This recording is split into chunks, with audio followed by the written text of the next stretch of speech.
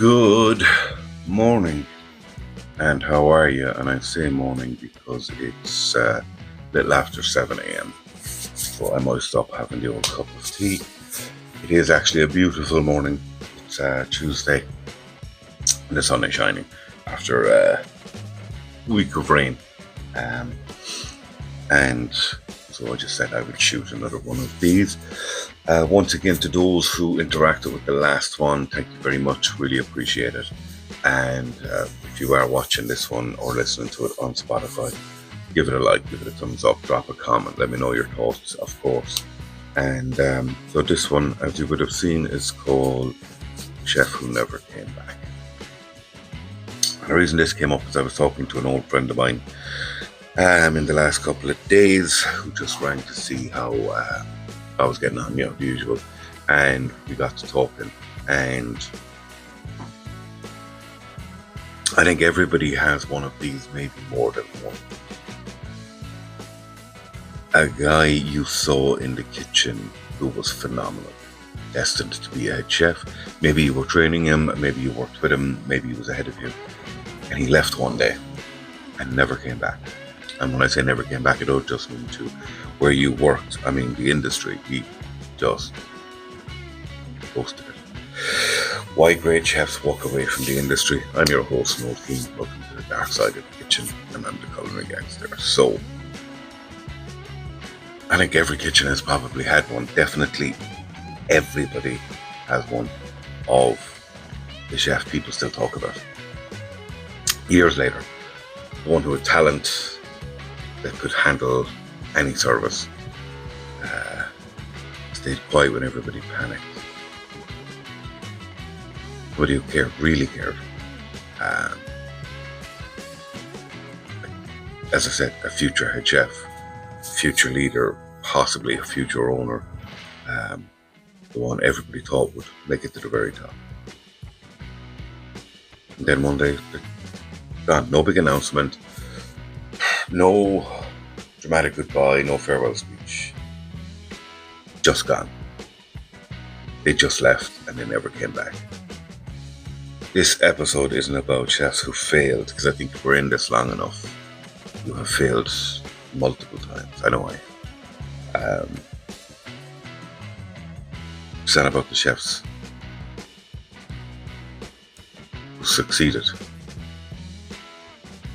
but those who chose not to. These guys, we've all worked with them. The ones everybody believed in. They arrived early, they stayed late, they asked questions. They actually wanted to learn, they wanted to improve, and they wanted to be great. They had all of it. You could see it in them. Hunger, the obsession,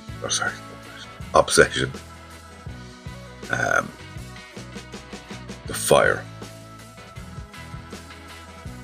the thing that separates people who work in the kitchens from the people who live,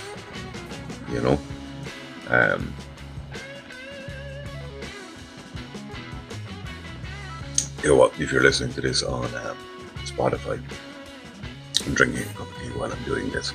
So, a cup of tea is about the size of my head. Get a proper size cup of tea going in the morning, you know what I mean? And no, I don't drink coffee. Barely drink coffee. And I notice people out there now going, that's no coffee. No, tea. Lines as strong as hell. There's a couple of demerits in that. And you gotta let it brew. But anyway,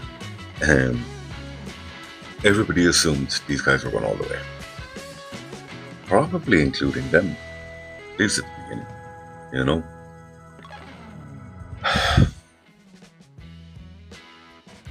It's the slow burn, isn't it? People think chefs leave suddenly. They don't. They actually leave slowly. A little piece at a time. That missed birthday, that cancelled holiday, relationship that didn't survive, weekend you had to give up, Christmas missed. one more promise broken. The passion remains, but the cost keeps increasing. And eventually, that no longer works. Not financially, emotionally. And I know people will say, particularly my age group, nothing's emotional. It's suck it up, buttercup. But it does. It wears on you over time. And then it depends on where you are in life, So, and I think, as I said, talking to a friend recently who we both worked together. We had a guy in the kitchen was phenomenal, and that just one day time. And it's happened more than once. This guy in particular he stood out to everything. Yet he works in a different place now, and not hospitality. I actually met him a bit back and had a conversation with him. And he still had the same swagger to him. In an industry it didn't matter, and I think it matters to Jeff. It just does to us. But I think usually there's a moment. I don't think it's dramatic. Probably, the old saying of the straw that broke the camel's back. I think sometimes it's surprisingly quiet. Standing in the walk-in, driving home, laying awake after service, looking at your reflection, and thought appears. Dangerous stuff. What if I don't want this anymore? Not the cooking, not the food, not hospitality, this version of it.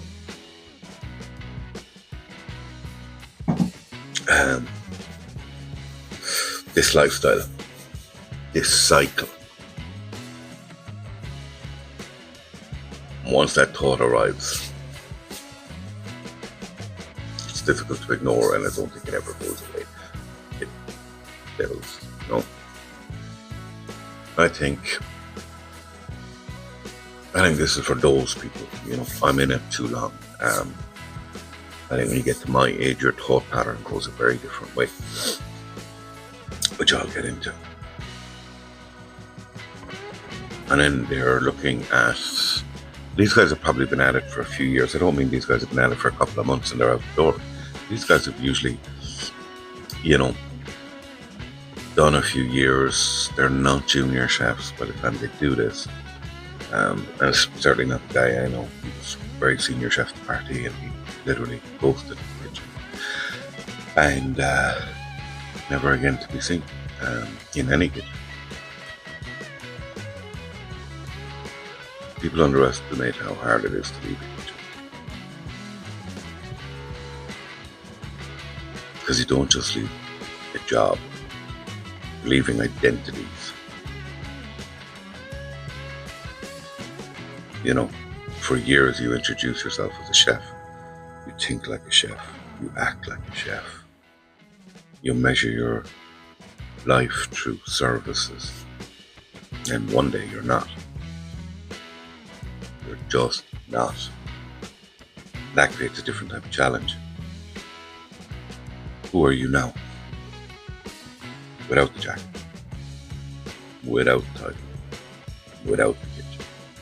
So that's your whole identity, and I think for most chefs it is. And then you walk from it.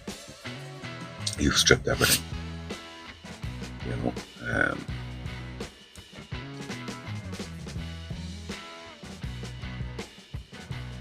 I've talked about it before. The guilt.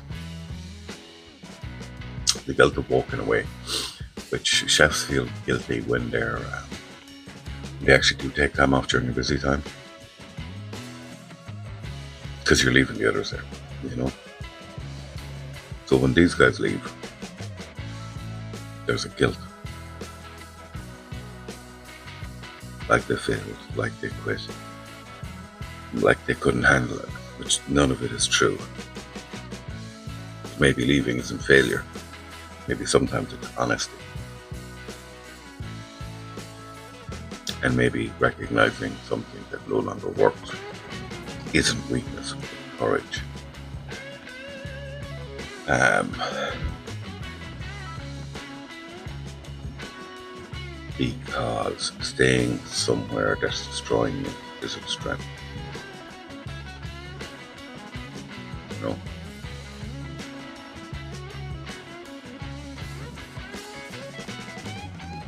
I think I've been very open about this. People using the title chef, or my friend is a chef, or I was a chef, because I spent a summer or a season or a year or two in a kitchen. I'm not talking about these people, I'm talking very specifically about people who did the hard yards and then one day just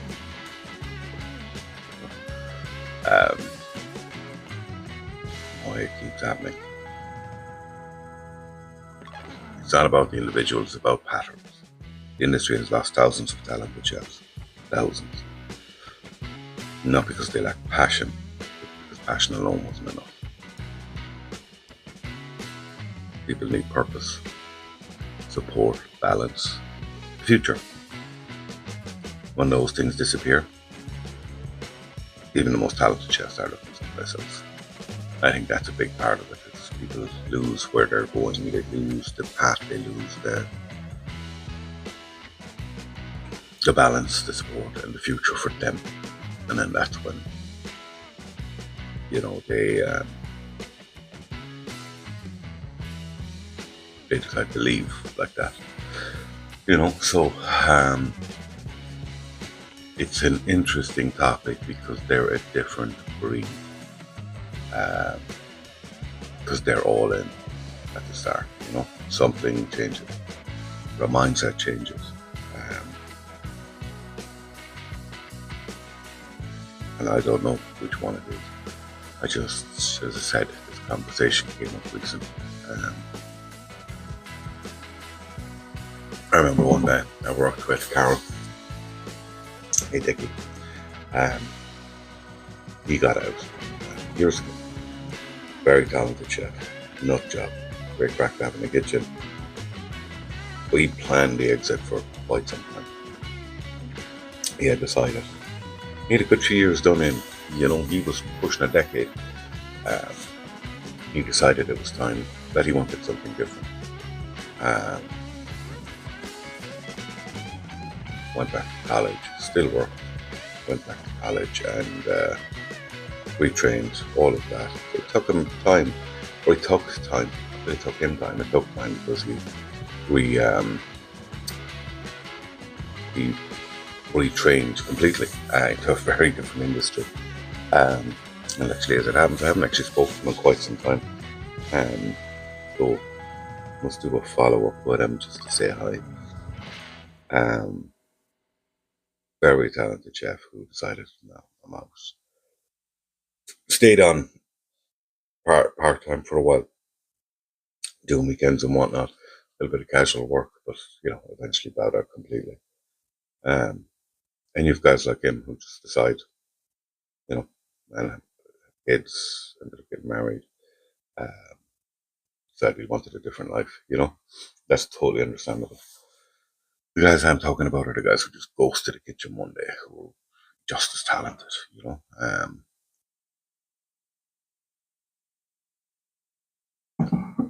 So I'm shooting this one in the morning, as I said. So I'm going to keep this one relatively short compared to the others. And I'll probably end up waffling on for quite a bit. Yes, I do.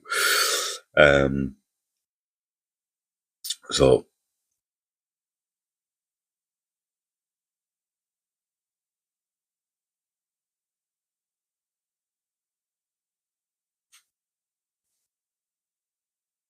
somewhere tonight,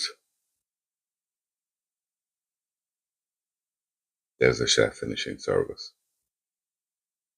A talented chef, passionate chef, possibly a future leader. And they're wondering whether they can keep doing this. Maybe they're tired.